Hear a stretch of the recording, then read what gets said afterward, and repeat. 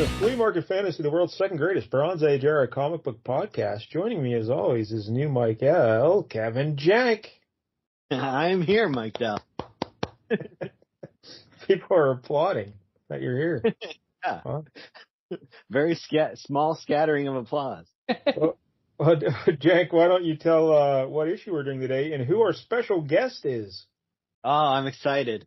Today we're going to be doing Quasar number 4 from the very ass end of the Bronze Age here, like the end of 1989, pretty much. We're right up to that line. And we got a special guest because we're talking about Quasar. You can't do that without the world's foremost authority on the subject. Yes. So we reached out to our old buddy, old Mike L. Woo! Mike L. Clapping for myself. Yeah. You're a regular Right. co-host of right. Flea Market Fantasy. Bring it.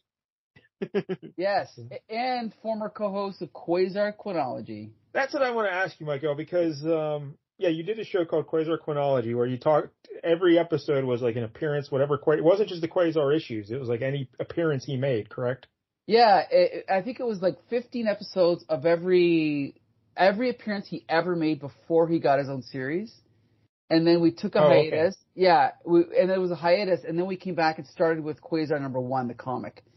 And then we got to about number 27, and then it sputtered out because of lack of interest. So, yeah. What a perfect tribute to Quasar.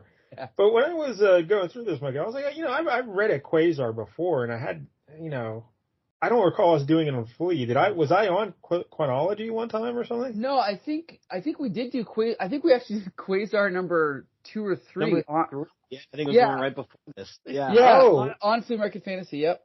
This is the second time we've done Quasar on Flea Market Fantasy. Yep. How is this allowed? Quasar demands it. Ended it, yeah. We're paying quite the tariff to get Mike L in here. So that's right. Gotta make this work. 5%. Yeah, you've made 2 appearances since you left the show. The first was Animal Man. Oh, that's right. Yes, the Coyote Gospel. That's right. All your favorites. So let me ask you this, Miguel: if Animal Man, Batman, and Quasar were all drowning, and you could only save one, who do you save? Why do you make me do this? Not to think about this. That's a Earl tough one. I think you didn't put Aquaman in because he, of course, would be all right if they were. Yeah, Aquaman would be fine. I would say I would have to pick Animal Man only because his comic is the best, I think. Wow. Yep. Animal Man. Mm-hmm. But I do love Quasar. I would probably say Batman just so I could murder him with my bare hands. Nice. All right, before we get started with the Quasar chat, let's remind everybody, if you're watching on YouTube, please like and subscribe. I think we went down, Jack. I think we lost a subscriber. Sometimes they don't all make it home. So. Oh, boy. I think we're at 338. Mike L., the goal here is to get to 500, and if we do, Jank is going to make me read The Dark Knight Returns every week for him. Oh, nice. He somehow avoided it his entire life, and that needs to be recognized. That makes how can you be a real superhero fan if you haven't read Dark Knight Returns, right? Not a big deal. I've been okay without it. But, so that's the goal. And also, as always, I have a book out there called Monkey Flip about a chimp detective. Mm-hmm. So, no Quasar involved in that at all. So. Maybe the second book, though. Perhaps. So, all right, Michael, Quasar issue 4 from 1989, and Quasar, his real name is Wendell Vaughn. Yes, Wendell Elvis Vaughn. So right there, you know what you're dealing with. His name's Wendell Vaughn. This guy's a nerd. Yes, he is. And now I want to need you to explain some stuff here, Michael, because he first appeared as Marvel Boy, right, in Captain America 217, 1978, created by Don Glutt, Roy Thomas, and John Buscema. I'm not familiar with Don Glutt. I think he went on to do writing and animation and stuff like that. So he didn't do much for Marvel, but I think he's fairly well established as far as I know. Okay, so who in the Blue Hill is Marvel Boy? Is this isn't the Vance Astor thing, is it? No. So that's what's confusing is there was a Marvel boy in the 1950s, and he had a costume very similar to this, except it had more of a crown symbol on his chest. Oh, okay. And he lasted maybe, I don't know, 10 issues or something. Then it got canceled. But then they brought back that character in Fantastic Four, and then they renamed him Crusader, and he was a bad guy. And he fought the Thing, and something happened, then he died. Then a couple years later, they introduced Wendell Elvis Vaughn. I believe he was Marvel Man first, or was it Marvel Boy first? I can't. Yeah, Really, you have to start boy and become a man. Yeah. Boy, then man, then he became Quasar. Like a couple, because he was always making random appearances in Captain America, Hulk, whatever, right? So over the years, he became Quasar. It would be interesting if he's too hot. And they had to cool him down. Yeah.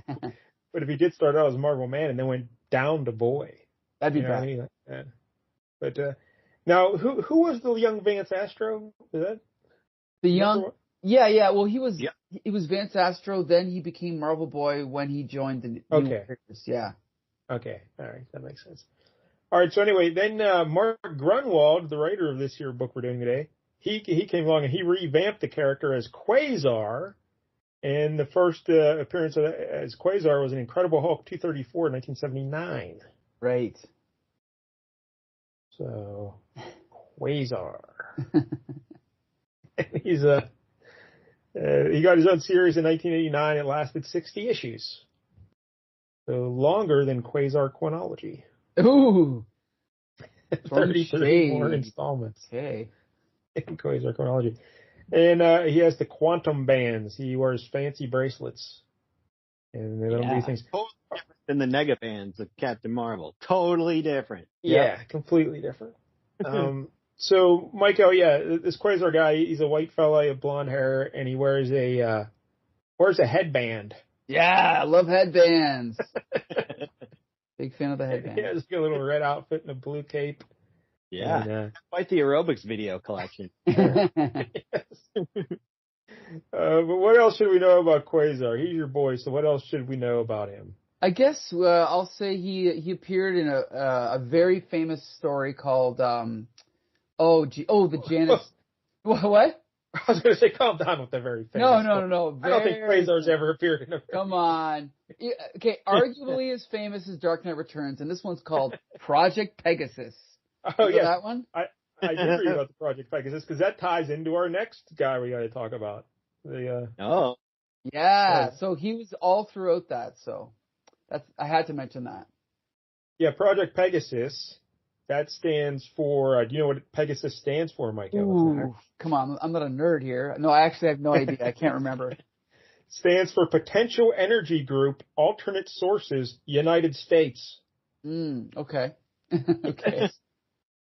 Really just that bit.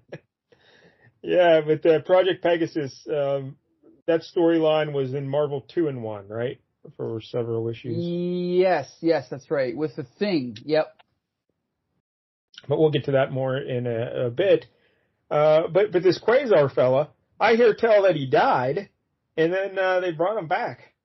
Crazy. Yeah, I think that was after I stopped reading. Yeah, everyone did. Yeah, probably.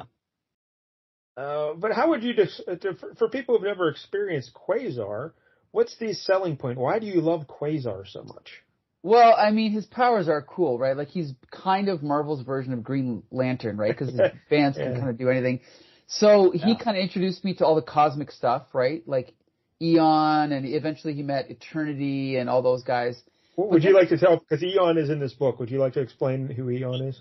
Eon is kind of this omniscient mentor figure that he kind of looks like a combination of a tree and a guy with a superhero mask, which we'll talk about later. But like a tree stump.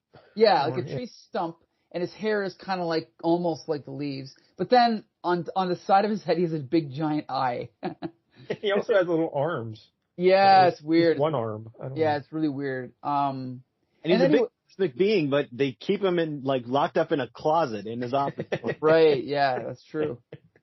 But the other thing I like about Quasar is he's kind of like the nice guy of Marvel. Like, if he were to be played by an actor, I always thought someone like Michael Cera would be perfect for him, you know? So that's why I like him. He's the Michael mix-up Cera. heroes. Yes. So, all right, that's Quasar. Now, Jank, what experience do you have with Quasar? I'm sure you're a big fan. No, I was going to say this may be the first time I've ever read a Quasar comic, but no, I've definitely seen him pop up as like a side character and things and be like, oh, okay, I guess that's a guy. Other than that, I can't say I've read much of his adventures. I think I had one issue, like it was part of the Acts of Vengeance crossover, so I was just when I could find him, but good issue. Yeah. Yeah, because I have a vague recollection of that Quasar issue, but I totally forgot we did it on Flea. But I remember the secretary lady, the girl, the secretary that he hired, and then I remembered Eon, the tree stump, living in his garage or whatever, and that's all I can remember. Come to think of it, wasn't Cousin Brandon on that episode? Oh, wow, look at Jank remembering the history of on the Quasar episode. Maybe he was, yeah. Oh, I remember him being quite angry. That was the last time Cousin Brandon was sober. So, yeah. All right, so now the reason why Jank picked this particular episode of Quasar, why don't you explain who that is, Jank, why you picked it? So last week we did an Amazing Spider-Man annual that had the backup feature of how strong is Spider-Man, and it grouped all the strongest like Marvel superheroes into different groups based on their their strength level. And there was a lot of people we recognized, except there was this one guy in there. We're like, who the hell is this guy? Looks like he's at the Bee Gees. Like, I had to look it up. I was like Googling and shit, trying to figure it out. And apparently it was Wundarr the Aquarian. Wundarr the Aquarian. And his first appearance was, as Wundarr, was in Fear issue 17, 1973, created by Steve Gerber and Val Mayerick. And then he became the Aquarian in Marvel 2-in-1 issue 58, 1979, created by Mark Grunwald and Ralph Macchio as part of the Project Pegasus saga in Marvel 2-in-1. But in that first appearance, when DC saw it, they claimed that Gerber plagiarized Superman. Yes, that's true. And Roy Thomas had told Gerber that the character needed to change before publication, but Gerber ignored him. And so he got in trouble, and Stan Lee almost fired Gerber for it. But then DC said, it's okay, you can keep using the character, just change some stuff. He can't have a red and blue costume like Superman, and whatever. So he started wearing a white costume. But he was born on the planet Dakum, a very popular tourist spot, Dakum. And Wundarr's parents thought their son was going to go supernova, so they sent their baby boy out into space, like Superman, and send him away. Very familiar. But then their son didn't go supernova. The dad was just a quack. He thought it was going to, he's a scientist or something. He thought it was going to, but it didn't happen. So they sent their baby away for no reason. But Wundarr ended up landing in a Florida swamp, his little ship, and he stayed there for like 20 years. So his body matured to adulthood, but his mind was still that of a child. And then Man-Thing found him in the swamp. Oh, of course. Yeah. So then Wundarr came out and he had some adventures with Man-Thing and Namor and the Thing. And then he was captured by the folks at Pegasus, and they were doing experiments. They were trying, because he has, one of his powers is an energy dampening field or whatever. So they wanted to use him to like experiment on the cosmic cube, right? Mm-hmm. And then the cosmic cube made him, put him into a coma. And then when he woke up from the coma, he was the Aquarian. Love it. Now he looks like Jesus, and he's more powerful, I guess, in a sense. But now he's just determined with finding truth and bringing peace and enlightenment wherever he goes. He's a pacifist. That's what you want in a comic book superhero, a pacifist. Yeah. Just a guy who's going to sit there and not do anything while everyone else does things around him. He wants all that punching and kicking. And we can have negotiations. Why these cool superpowers flying around when I can cancel them all out and make the Sit down and have tea. Let's make everybody ordinary. Okay. Yeah. So, Michael, you seem to be very familiar with this Wundarr guy, because Jank and I had no idea who he was. Wow. What would you like us to know about him? Actually, I don't know much. I only know, I know from this appearance, and I know from Project Pegasus, and then I just coincidentally listened to a video a few weeks ago about the kind of threat of the lawsuit. So, yeah, so if you hadn't mentioned that, I was going to mention it, yeah, because I did not know that until recently, that DC kind of threatened to sue them, and so that's why they had to change him to the Aquarian. Because there are like so many people that have ripped off Superman, you know? It's true. Yeah. Yes, it's true. I mean, even Superman ripped off Captain Marvel, right? So, you know. Right? Captain, oh yeah, I mean, it goes back and forth, right? Yeah, definitely. Oh, and Doc Savage. My beloved Absolutely. Doc Savage. Yeah, how's your Doc Savage reading doing? Weren't you going to read some of the old books or something? I found a bunch of audio books on YouTube, and I listened to lots of them. Interesting. So, yeah. I'm cool. A big Doc Savage guy. Big Doc Savage guy. All because of you, Michael. Right? Nice, yeah. Forget fantasy. So anyway, all right. Anything else we need to know about this? There's some guy named Quantum in this book, but we get his backstory in the issue, so we can hold off on that, I guess.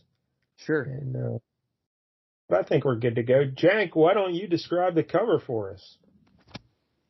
Okay. So we got the little corner box there with a big picture of Quasar flying out with his fancy glowing wristbands.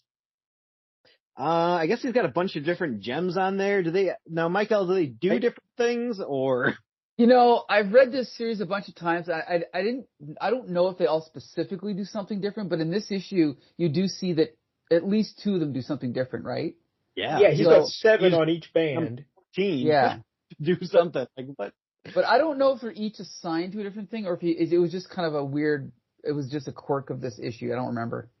Yeah. It's like a shortcut like when you're playing games. Mm. Yeah, they're like, I guess, black bands with gold gems or whatever. And then on his belt he has like they're facsimile gems. They're not real. Oh. But like in this issue, he's getting one of the gems to tune into like radio stations. Right. Isn't that cool? I love it. The quantum bands, all the power of an AM. Maybe he's listening to Doc Savage episode. Could be. Could be. But all right, Jank, continue.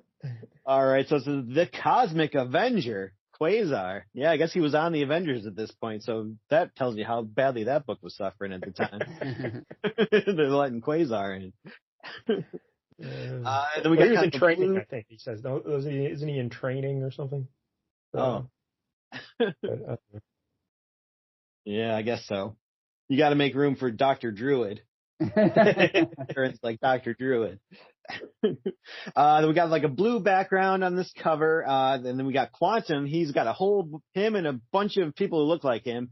They're all kind of flying at this dome, energy dome. And inside the energy dome, you got Quasar, who's kind of just kneeling there. And Wundarr the Aquarian has just kind of got his arm up like, oh no. Don't have a pacifist. Yeah. Not in the eyes. Look, you're interrupting my prayer circle. And it's Quantum Rain. That's Quantum Rain. Got Chocolate Rain song, but Quantum Rain. Yeah. There's a little arrow pointing to the Wundarr there. It says guest starring the Aquarian. Like anyone knew or cared. That's why I bought it. Yeah. This Quantum fella, he kind of looks kind of cool. I don't know. He's got like orange gloves and a purple outfit and little red things on his gloves. Have you ever any experience with Quantum, Michael? Not other than this issue. Not really. No. Jank, you never heard of this guy, right? Nope. No. Wow, what a star-studded cast we have here. Yeah, love it. Quasar, Quantum, and Aquarian. Yeah. All right, but that's a fine cover, I guess. Is it Paul Ryan drew this, I believe? Yes, Paul Ryan and Danny Bullinotti. Yes, solid. Yeah, and the artists here are Paul Ryan did the breakdowns for the issue, and Danny Bullinotti did the finishes. I did not research either of those because I draw the line on Quasar. Would you like to tell us about Paul Ryan and or Danny Bulandani? Well, I happened to interview Paul Ryan a few years ago, like 20 years ago, like 30 actually. Yeah, the years go by quick. Yeah, I was like few, then it was 20. No, but seriously, I interviewed him like in the 80s or 90s, and I actually asked him why he left Quasar with number 6, and he said it was because when they created the series, Mark Grenwald promised him that this series was going to be like nothing else. It wasn't going to be a typical superhero comic. But then he said within the first 6 issues, he gave Quasar a secret identity where he had to wear glasses to disguise himself. He got an office in the, Four Freedoms Plaza with the Fantastic Four, and basically he became just a typical Marvel superhero, and so that's why he left. Oh, all right. But I also have to point out that the reason they worked together in Quasar is because they had a good working relationship from doing DP7 for New Universe. Oh, yeah, we did a DP7 issue. Yes, we did. Yeah. Well, there's still a couple New Universe titles we haven't done on Flea. Yeah, that's true. Got to do them all. What was that? What's the one of the guy who was in the dreams and whatnot? Night Mask. Night Mask. Yeah, we still need to do Night Mask. Yeah, those are hard to find on this website. I think I've tried. We're covering all the topics I use on girls when I'm trying to pick them up, so this is perfect. It's working. Would you like to come back and see my quantum bands? Yeah. All right, we open up the issue, and we see Quasar flying into his bathroom window. Yeah. You get to see his toilet, and he's flying, because this is his office window, though, not his apartment or his house. Right. But it seems like he lives here, though, right? Well, I must say, this is his office, but he does mention that he has his own bathroom, and there's a separate bathroom for like the rest of the office. He says that later. But I was just thinking of Eon, because Eon's here at the office as well. Wasn't Eon in his garage there before the last time? He was, yeah. He was later on, I think. I can't remember why he went to his garage, but yeah, that was I think later in the series. Oh, okay. You think he just hires movers to move Eon around? Yeah, we should explain more about Eon. What's the tree stump guy? He's got cosmic awareness, right? And his gig is he's supposed to detect threats to the universe or something? Yeah, so the reason he assigned Quasar to be the protector of the universe or whatever is because he claims that there is a threat to the universe that's coming, and Quasar's job is to find out who the threat is and destroy him before he can kill Eon. That's kind of like the premise of the first couple years of the series. I mean, you think with that cosmic awareness, he'd be able to know who the threat was. That's a good point. And one of the running subplots is that Eon does have a cosmic awareness, but it's almost like he has to Google in his own brain. Like he has to search for the information. It's there, but it takes him a while to find it. All right, so that's Eon. He's a tree stump. And Quantum Theory Made Easy is the name of this issue. And what's-his-face, Quasar, he was out training with the Avengers, right? He was doing his Avengers duties or something. I think so, yeah. Now he's got to come in because he's got to work for a living. Right. But I don't know how he makes money because they don't have. What is the premise of his company? It's like a security thing. Yeah, I think he's selling security systems. That's it. Yeah. Don't have any clients. Power Girl and gotten himself a spreadsheet company. Now that was exciting. Yeah, Power Girl. We did one of her issues. The first 6-7 pages just talking about doing data, like Excel stuff. Yeah. So, all right, thanks. She's like, hey, we should make games. And she's like, no. We got a great spreadsheet program coming up soon. No video games. Yeah. So, all right, Jank, what's Quasar doing here at the beginning? And notice, they could also suit him for this because his disguise is just slicking back his hair and putting on glasses, like you mentioned there, Michael. So they're just ripping off Clark Kent, Absolutely, yep. But, so what's going on here, Jank? So he's changing, he's getting his disguise on, and he's going into the closet to talk to Ego. Eon, yeah. Eon. And Ego is a living planet, and I have the same problem. I kept thinking it was Ego as well. So Eon is telling him, hey, there's still this threat on Earth, but I can't tell you anything about it, but it's an extraterrestrial threat. So, be on the lookout for that. But here comes a new lady, a secretary, is showing up for her first day of work. Yeah, Michael, I think that issue we did, he met her for the first time in that issue we did, I seem to recall. That's right, yep. And then he hires her, and she walks in, he's showing her around the office, and there's no one there, it's just the two of them. So this all seems like an elaborate ruse to get her to his apartment. Is what I think. There's no other employees, it's just him. And then nobody calls thing. It's just like, this seems like a total scam. Kind of suspicious. and she says, I really appreciate you giving me this job because the way I dress, no one will hire me. And he's like, I love the way you dress because like her skirt barely covers her ass. It's like barely covered. So I'm sure he does love it. This Quasar sounds like a real creep, Michael. Mm-hmm. No way, he's a gentleman. What's her name? Is it Kayla? Debbie? Oh, Kayla? Yeah.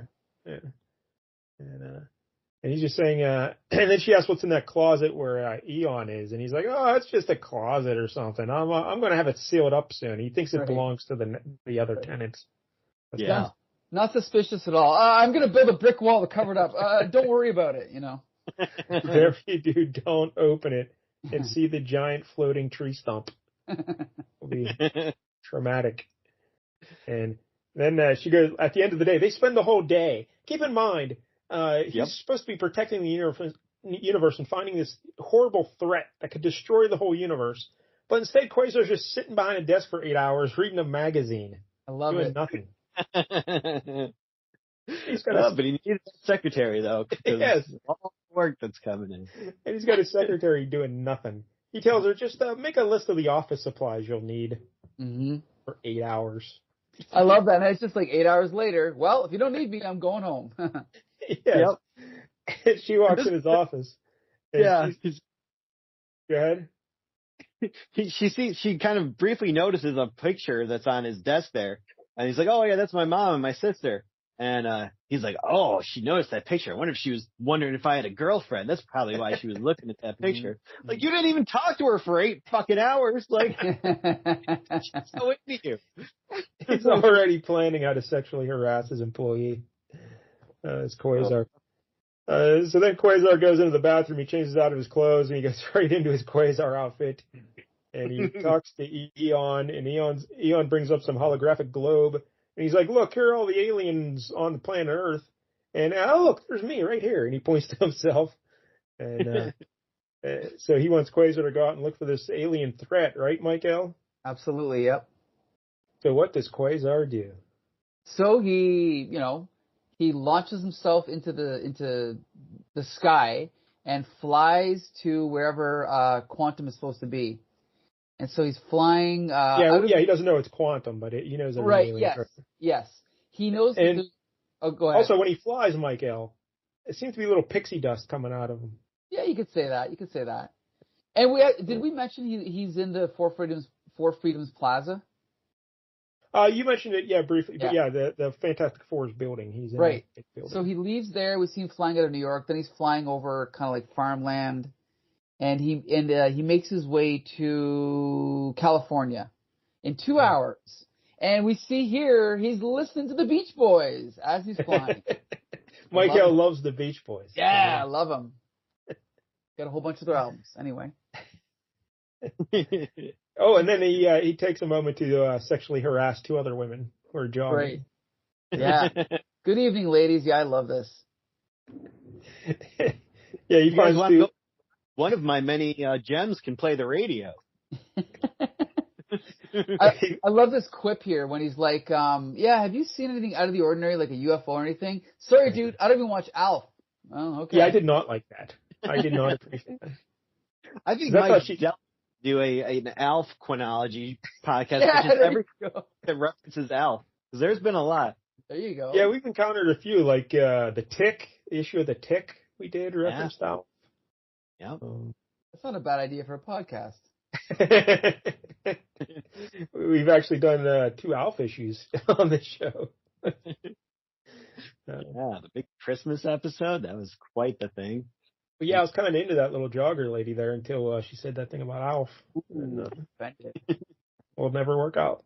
And then we get foreshadowing here, right? With an appearance of Quantum's legs. Yes, his legs. He's got like red rectangular boxes on that overlap the edges of his boots and gloves. Yep. Kind of a cool look. Yeah. Unique. Yeah. So, but this Quantum guy, we still don't know who he is, but he's starting to trail Quasar. Mm-hmm. And they're still flying around. Oh, and then Quasar notices some people on a beach. And he says, what's going on down there? Right. And but he notices these people, they're like in a little meditation circle, and they're all floating above the ground. Mm-hmm. It's a neat trick. So he gets a little closer, though, and boom, his quantum bands conk out on him. I love it. And he starts falling, and one of the ladies says, hey, master, look, someone's falling. And Wundarr the Aquarian is leading the meditation circle. So basically, he just has a cult, Wundarr. Yeah. Yeah, kind of. You could say that. Yep. Yeah. Don Draper's there. The girl with the. This is how I came up with the Coca-Cola idea. Yes. And so Quasar's falling to the earth there, but Wundarr make it so he doesn't fall too far. Because Wundarr's got energy dampening field around him at all times, and I guess Quasar got too close, and his bands got knocked silly. So they start chatting, and they know each other from the Project Pegasus days. That's right. That's why you got to read that. I'm not going to read it. So what do they talk about here, Jank? So he says, Wundarr says, yes, I apologize for the air hazard. Usually only birds fly low enough to be caught in my null energy field. To what do I owe the honor of your presence? Oh, he's just checking things out, so. And he's like, oh, I'm going to introduce you to my cult. Like, what's the gist of your movement here, Aquarian? You hadn't begun it last time I saw you. As the way opener of the age of Aquarius, I am preparing the way for the celestial Messiah by helping my water children master the ways of nonviolence. Also, they have to let me sleep with their daughters. I'm an Aquarian. It's my sign. What sign are you, Michael? Well, it's not cool, but Cancer the Crab. The least cool sounding sign. Yeah. I'm the actual worst sounding sign. AIDS. What the heck? Well, that's unfortunate. Yeah. Okay, maybe I'm Sagittarius. Okay, either one. So, all right. But I have a bond with this Wundarr guy. We're like two peas in a pod, You guys could be on a basketball team and it would work out. Yeah, that's an obscure reference to the fish that saved Pittsburgh, Michael. Okay. Yeah. But a basketball team, everyone on the team had to be a Pisces. Yep. It's a hell of a move. Yeah, sounds like it. I can tell. Sure made an impact. So they're just chatting it up, and then that Quantum guy, we get to read his thoughts, and he's saying the one in white also flew. Are these two enhanced natives or my brethren? Because he comes from a planet, and he's looking for. His mission is to find people like him, I guess. Right. The electric, what he keeps calling them. So, Michael, explain what this Quantum fella, what he does here. So it appears to the naked eye that what he does is he can duplicate himself. So he's flying, and I love this 3-panel sequence where there's one, then there's 3, then there's like 10 of them. And he's like, energize, actualize, quantumize, and then he becomes a whole group of them, right? And then they swoop down to attack Quasar, Aquarian, and the group, the cult. Yeah. And then, I love this, then Quasar, he tries to, use his energy beams or whatever, but he's like, oh no, he's like, I forgot, I'm depowered. So he does an unusual thing for Quasar, which is raise his voice. He raises his voice to Aquarian. Aquarian, contract your field, quick! So he yells at him. He's like, I'm not kidding, do it! So then he rolls back his powers. Then Quasar creates like a shield, just like Green Lantern would do. But say what does he exclaim when he? Oh, rock and roll! Yes, that's right. This is All right, rock and roll. Yeah, it's forgivable. Hero we needed for the 90s. And look, so cool. We get a nice shot of that headband, and a couple panels later, right? Yes. Nice. It's a very skinny red headband. Yeah, it is kind of skinny. You're right. Yeah. Shoelace. Just give them the Bret Michaels at this point. Give him the do-rag. Yeah. And then basically, it looks like, what's his name? Quantum materializes inside the shield, right? Yes. And then, but there's all of his doubles are outside the shield, and so then Aquarian, he nullifies Quasar's powers, and then he walks up towards him to try to negotiate with him. Yeah. And then they start talking. I love this. Then what's his name? Quantum says something in his language, and then Aquarian says, "Did he say?" And he repeats back the same thing in his thought bubble, and it's the same nonsense language, right? But it's kind of cool. Yeah. Yep. And Quantum tries to punch Aquarian, and Aquarian catches the punch, but then Quantum throws him into a chokehold. Right. And they're trying to figure out what's going on here. And old Quasar says, well, the dampening is bands come back, but Quantum drops Aquarian. Yeah. And he's just falling to the earth. So your hero, Quasar, tries to save him, Michael, by doing what? He uses his quantum bands to create a mattress. I love this. And then, oops. Very greenlit. Yes, and then Aquarian falls right through it because his power is to cancel out other powers, so it doesn't save him. And there's a great shot of Aquarian crashing to the ground, and Quasar just saying, whoops. I love it. Yeah, Quasar seems to forget that the null field keeps affecting him. Like he forgets it probably 4 or 5 times throughout the issue. Right. He's not quick on the uptake, this guy. Right. He's not that bright. So all the Quantums are surrounding Quasar, and he makes another field around himself, and he tries to check in with Eon to get some advice, and I don't know. Eon says some nonsense. Well, he said, I love this because he's like, because Quasar is like, do you happen to recognize the lingo, the language that the guy was was using? And Quasar, Eon's like, not immediately, but I can use my cosmic awareness to scan the archives of the Exolinguistic Center of the planet Ruse and see if I can identify it. Isn't that great? I love it. What good is this guy? He doesn't know anything. Yeah, he scans, doesn't he scan like the Avengers archives as well? And I think so, yeah. He finds out, oh, that's Quantum. Yeah, the Avengers fought him once. But I still don't know what language that is. What kind of files do the Avengers have if they don't even know what language he speaks? Come on. Yeah. Pick it up. But Quasar makes another dome around himself, and then he makes the dome like all the Quantums are punching it, and it's shrinking the dome down. So he makes it to expand with like spikes on it, and it kicks them all out. And then he goes flying away to try and lure them away from the cult. So they follow him over the ocean, and he's punching them with his quantum bands and whatnot. And Eon says, "Hey, when he fought the Avengers, I think what did him in was a bunch of smoke." Right. And he's like, "What?" And he's like, "Yeah, I think it's a bunch of smoke." Like, how does that help me? And he says, "Oh, it may have been because it's blocking the sun. Maybe he needs the sun to power him." So Quasar does some experiments here, and he flies under the water to see if that helps. And no, it doesn't do anything. So he's like, "Oh yeah, that probably wasn't it at all." No, I guess. So, what would the smoke have done? What kind of smoke was going on there?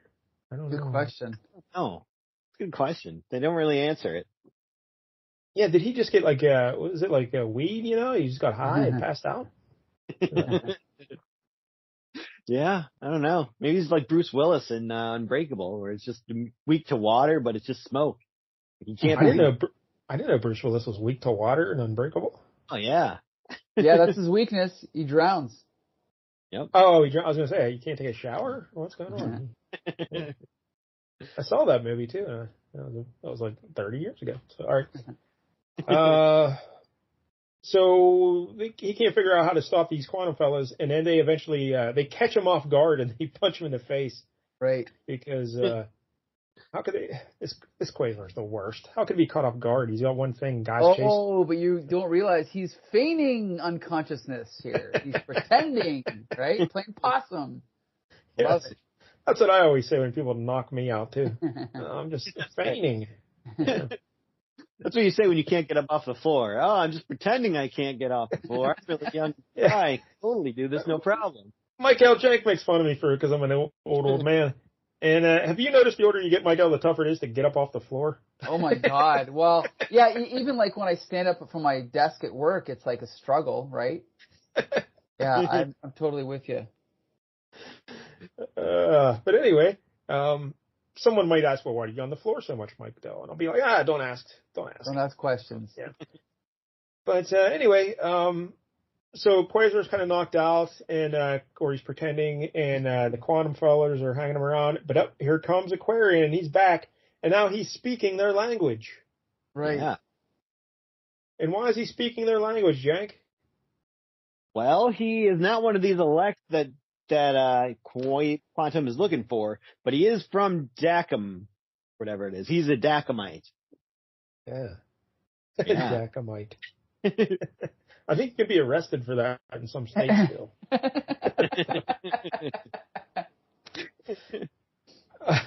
So we get Quantum's whole backstory here. Mike L., would you like to explain Quantum's backstory? So, yes, this has echoes of a certain DC superhero.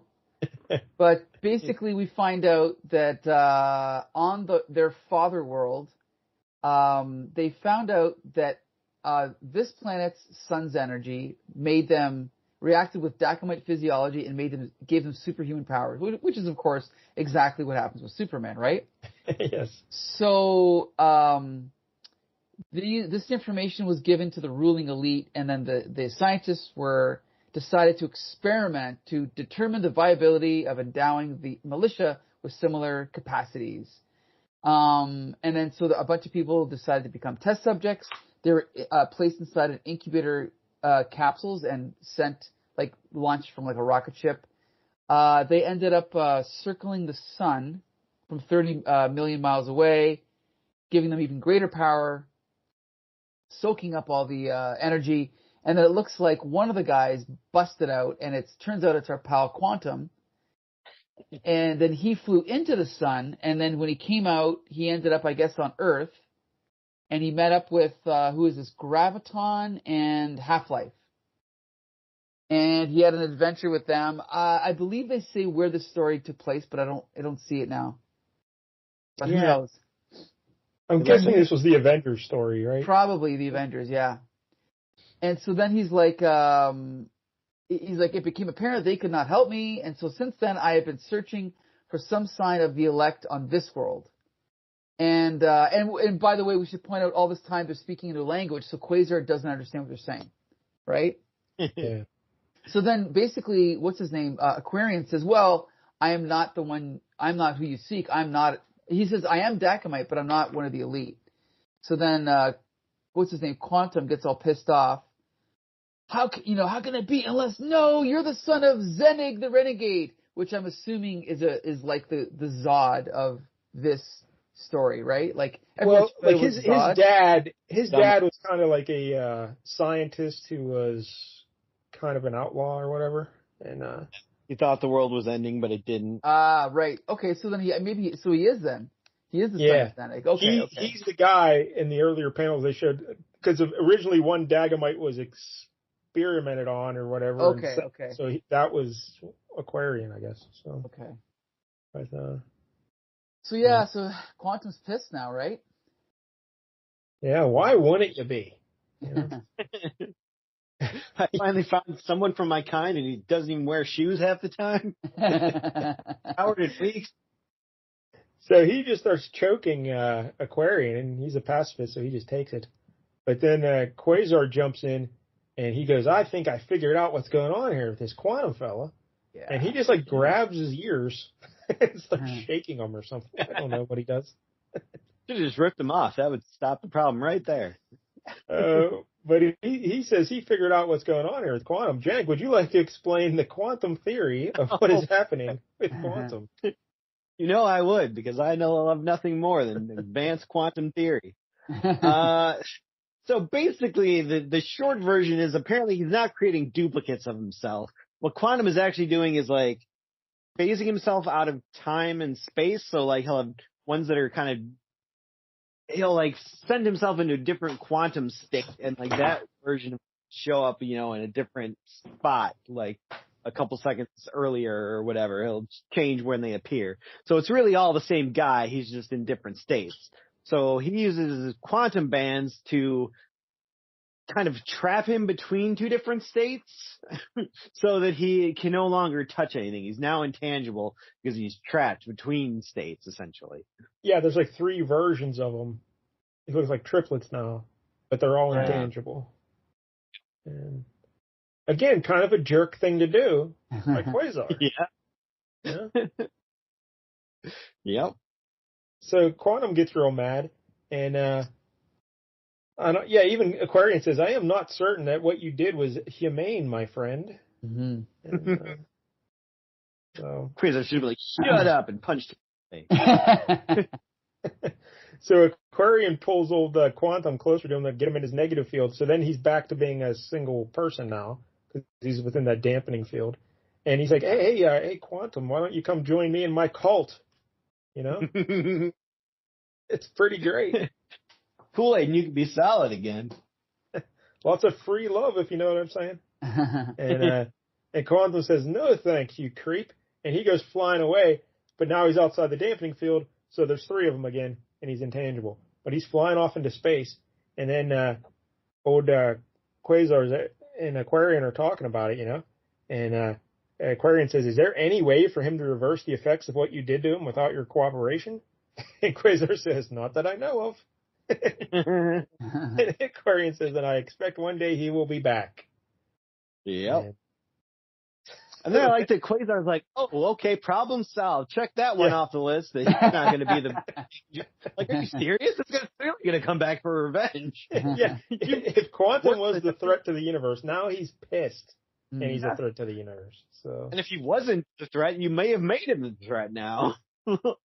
You've just angered him. So when Quasar's flying away in the final panel, he's saying, well, that makes 2 Earthbound extraterrestrials. I can scratch off my possible threats to Eon list. Still a couple of questions left unanswered, though. Like, what did happen to the rest of Quantum's power platoon? And will Quantum ever decide to take up the Aquarian's offer of fellowship just to get his real body back? The end. You got to tell you, that's not really a hook. I don't really give a damn. If I guess the question of what happened to the rest of his people is kind of interesting. I don't know if they ever got that, but this is what confused me. Is I thought all those other guys were him. Sorry, no, he's talking about the people from the spaceship, right? Yes. Gotcha. Okay. All the kids in the pods are on the sun or whatever. Okay. Well, let me ask this though. I thought. No, it isn't. But let me ask you this, Michael. Quantum says in this issue, if they're just getting these superpowers from a little exposure of the Earth's sun from this far away, if they get real close to the sun, they get even more powerful. Is that true with Superman? Like, does he like ever go to the sun just to charge up? I'll have you know, in the first Superman comic I ever bought, written by Mike W. Barr, Superman goes blind. And in order to gain his vision back, he flies directly to the sun and just opens his eyes up wide and just floats there for a bit and gets recharged up, gets his vision back, and comes back to Earth. How did he go blind? Too much jacking off, or what happened?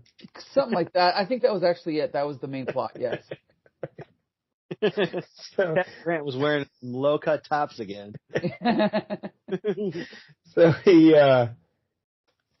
got his powers back. Oh, I was thinking. I just started thinking. Didn't we see Jimmy Olsen recently? But we did that Amazing Spider-Man annual issue 15 last week, and J. Jonah Jameson had a photographer who looked suspiciously like Jimmy Olsen.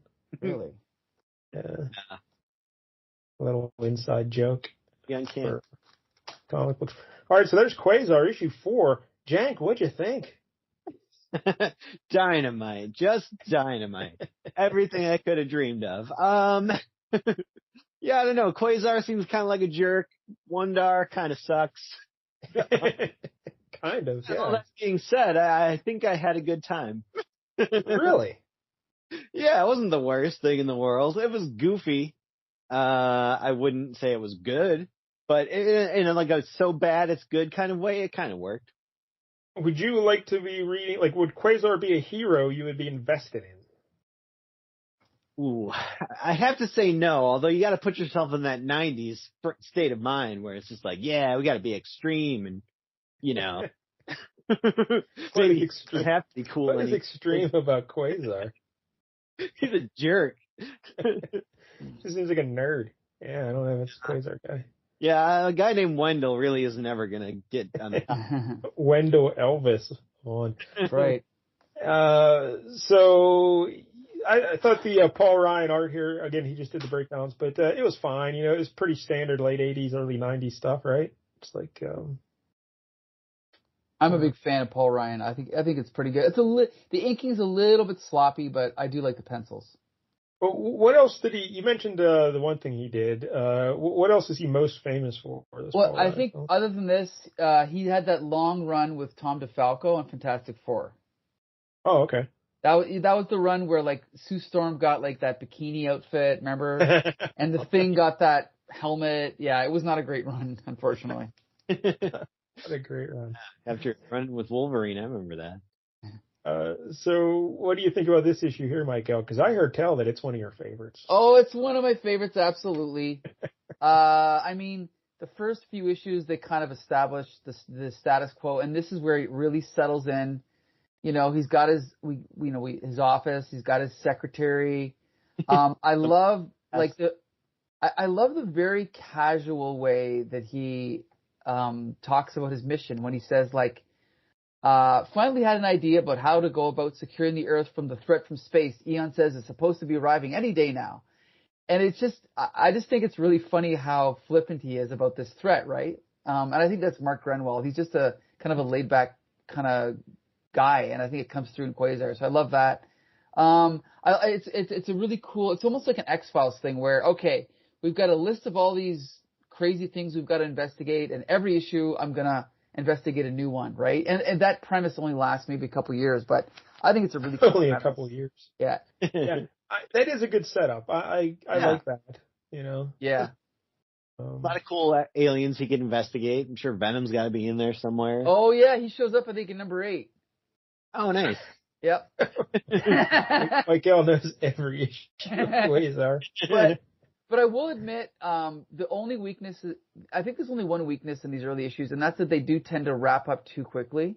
Like usually you feel like the story's going, and then in like half a page it just wraps up. So I didn't like that.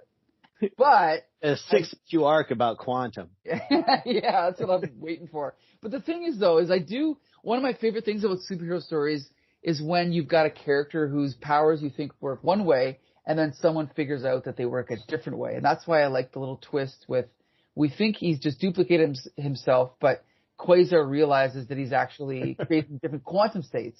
I think that's cool. Yeah, right. I feel like that. Yeah. And that. How do we feel about the Aquarian? Michael, will you... He's okay. He's not bad. He's a good, counterpoint to Quasar, I think. I did read something like a few years back.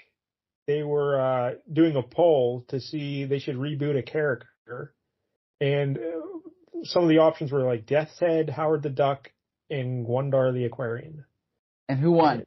Death's Head.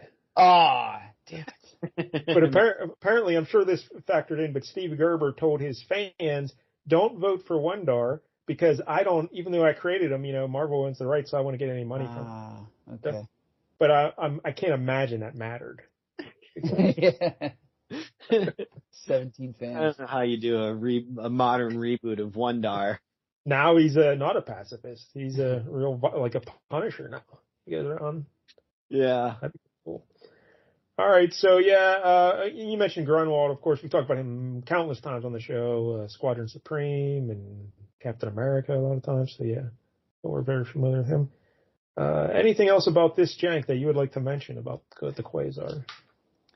I think we covered it all. So what are you giving it? 1 out of 10. I'll give it a 7. Ooh, yeah, I'm impressed. Had a good time.